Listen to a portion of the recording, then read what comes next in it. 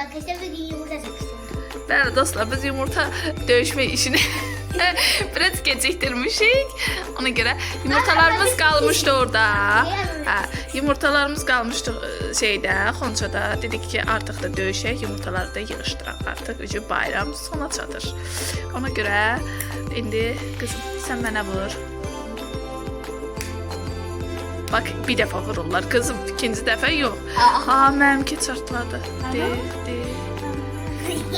Ha, indi bir de vur, bir de vur. Yine mənimki çartladı. Mən məğlub oldum.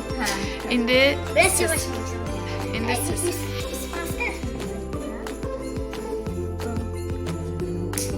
Bakayım.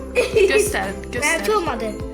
Bakalım. Belki de çatlamadı. Yüzünkü de Bak çartladı. hani yolmuşum ki. Belki yok. Ha, Yusuf'unki çartladı. Yusuf'un da o tarafı gönder. Ama çok uzak.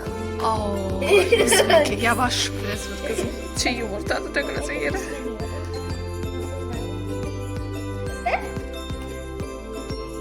Yusuf çeçine. Bu ne yumurtadı sen tapmışsan kızım belə? Sen galip olursan. Bu tarafı döndür. Seninki de çatladı. Şimdi döndür bura. Aha. Aa, bir defa vurdu. Aha, demek indi elindeki yumurtanı da bir kakanın döyüşte yine kalmasın. Nerede? Olsun da sen ikisini birbirine. Çatladı. Aha, indi buranı. Şurada bir şey var ama. Ha, yavaş vur. Ben çok tatlı. Hemen kazandı.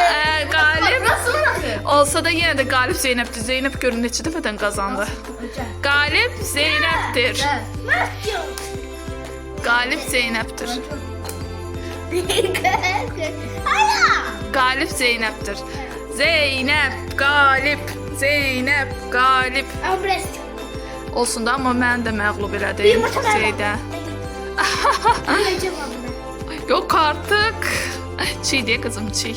Ancaq bişirib yeyə bilərsən. Eləmə, ürəyim soyma qabuğa. Töküləcək yerə. İşte yiyelim. İçi töküləcək. İçirsən çiğ yumurta ala iç. Ama iç. Ay, iğrenç. Yaxşı dostlar, sağ olun. Yumurta döyüşməyimiz də başa çatdı. Artıq yığışdırırıq yavaş-yavaş. Bekle bir de.